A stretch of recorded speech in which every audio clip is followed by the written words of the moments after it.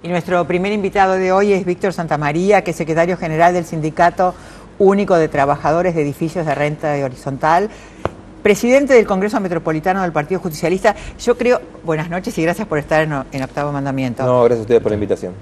Yo creo, esto lo digo, que no debe haber trabajadores más contentos que los responsables de los edificios. Ajá. Que los encargados de edificios, porque tienen unos salarios maravillosos y unas condiciones maravillosas. Así que sí, no es tan así tampoco. Hay salarios, el salario promedio, digamos, la actividad son 5.000, 5.200 pesos, digamos. Sí. Que es un salario que en la Argentina hay que lucharlo, hay que trabajarlo. Pienso que nosotros, todos los trabajadores en general, estamos recuperando salario, no desde ahora, sino del 76, que hemos empezado a perder salario, y de a poco empezamos a recuperarlo, y creo que en este último tiempo recién podemos decir que estamos recuperando un poco de salario. Siempre hemos corrido detrás de la inflación, ¿no? O sea, siempre que decimos salario, lo hacemos con la inflación, y eso es una foto que ya pasó, digamos, ¿no? Creo que esta es la primera oportunidad que por lo menos hay un gobierno nacional que nos permite justamente discutir paritarias libremente, ¿no? ¿Y hoy con qué pautas se manejan para discutir salarios, digo, y no correr detrás de la inflación? Yo creo que este año ya cerró la mayoría de los gremios, creo que alimentación, que es uno de los últimos que acaba de cerrar. Yo creo que este año, por lo menos hasta diciembre, hay una pauta salarial que fue la que se empezó a discutir, que fue entre el 20 y el 28% aproximadamente, depende de la actividad, depende del gremio, y seguramente a fin de año se volverá nuevamente a discutir y ver cuáles son las mejores pautas. Pero me parece que discutir inflación a cambio de salario es un error, digamos, en la materia de discusión. Tenemos que ver muchas otras variables, y especialmente tenemos que ver la variable de cada actividad, conforme a cuál es el crecimiento también de la actividad, ¿no? Pero digo, siguiendo por la inflación oficial, quiere decir que casi duplicaron el nivel de inflación del año pasado. ¿O no? No se llegó a duplicar. ¿O ustedes nosotros llegamos al 20,5%. Por la inflación del supermercado, como dice Hugo Moyano? Yo creo que no hay que manejarse por la inflación. Vuelvo a repetir, para discutir salario hay que manejarse sobre las perspectivas que uno tiene del país, y creo que las perspectivas de crecimiento que tuvo la Argentina en estos últimos años hizo que tengamos salarios un poco mejor. Nosotros como trabajadores entendemos que la perspectiva de país que viene, seguramente en octubre, cuando gane Cristina nuevamente las elecciones, seguramente va a haber una perspectiva positiva, y en eso vamos a discutir salario desde ese mismo punto de vista. Y en la Ciudad de Buenos Aires, ¿cómo estás viendo el panorama?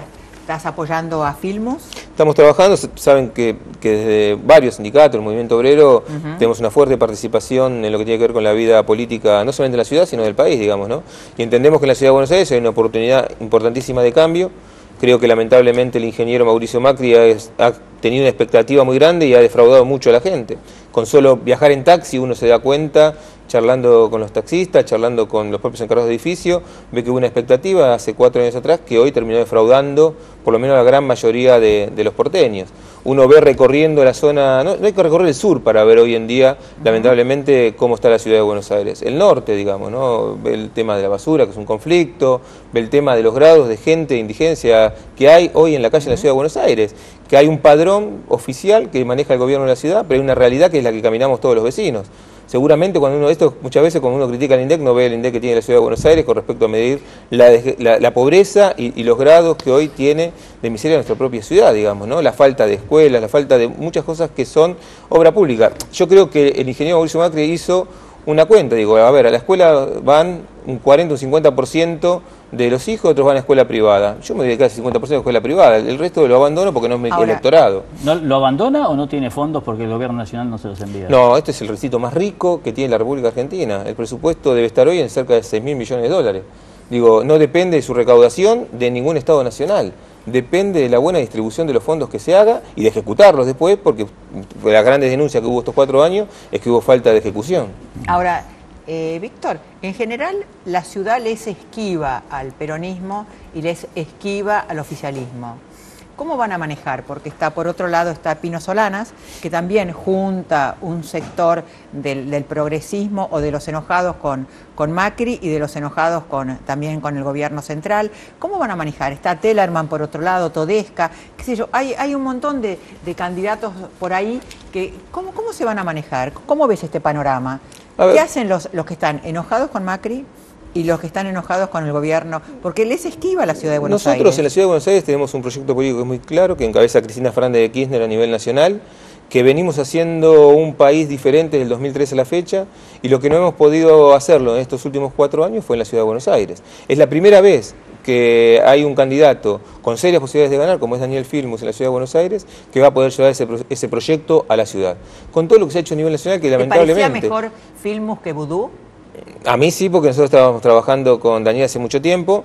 Me parece que creo que Cristina nos cambió la mentalidad a muchos de los que veníamos de la política de distintos ámbitos. El kirchnerismo no es solamente el peronismo, sino que es una fuerza mucho más heterogénea. Entonces fíjese que el proceso electoral nuestro fue primero, vamos a definir la plataforma electoral, luego el frente electoral con el que vamos a ir a una elección, y después vamos a ver los candidatos. Y los candidatos pero eso en 3 excluyó a actos... sectores del peronismo también. Sí, pero excluyó peronismo.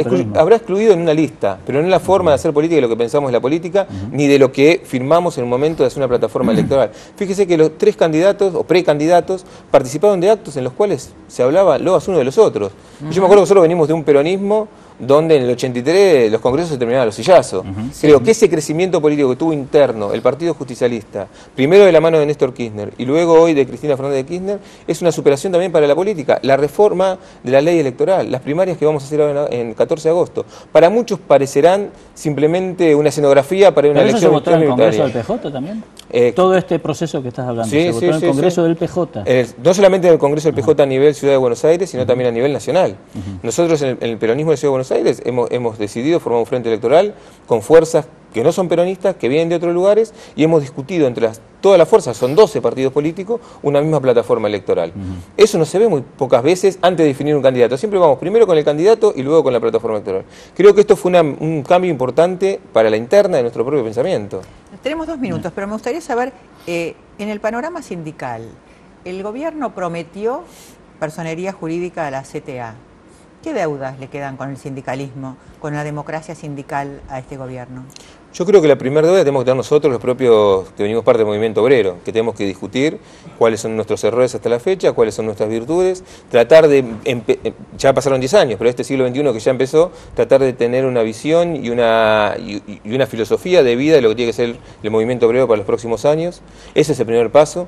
Creo que tener esta posibilidad lo podemos hacer en un país donde hoy, como tenemos casi pleno empleo, en un país donde podemos discutir paritarias libremente y en un país donde la democracia política se ejerce al 100%. Creo que esa es la primera deuda que tenemos nosotros con nosotros mismos como dirigentes sindicales. Y creo que desde ahí en más tenemos que tener hoy en día seguramente una democracia. Una autocrítica. Yo creo que tiene que haber una autocrítica. Esa autocrítica primero tiene que estar de puerta hacia adentro de nuestra propia organización sindical, en el caso nuestro la CGT, en el cual tendremos que definir muchas cosas que seguramente hemos hecho bien y otras hemos hecho mal.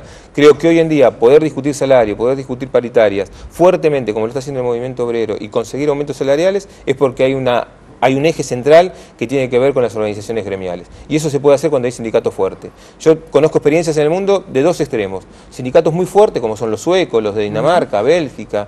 Sindicatos muy débiles, como muchos de Sudamérica, y uno ve las diferencias entre unos y otros. Y la Argentina hoy tiene un sindicalismo fuerte, con trabajadores fuertes, y que se puede sentar en la mesa de discusión con el otro sector, que es el capital, a poder sentarse de un igual a igual. Cosa que otros países lamentablemente no lo pueden hacer. Bueno, eso creo que en la época, desde que está la democracia, nunca se ha interrumpido, y por cierto, hay una promesa incumplida, de todas formas, más allá de que usted no lo haya contestado. ¿El tema del CTA? Claro.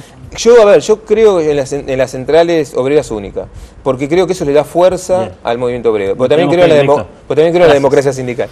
Víctor Santamaría, gracias. No, gracias a ustedes. Ya volvemos.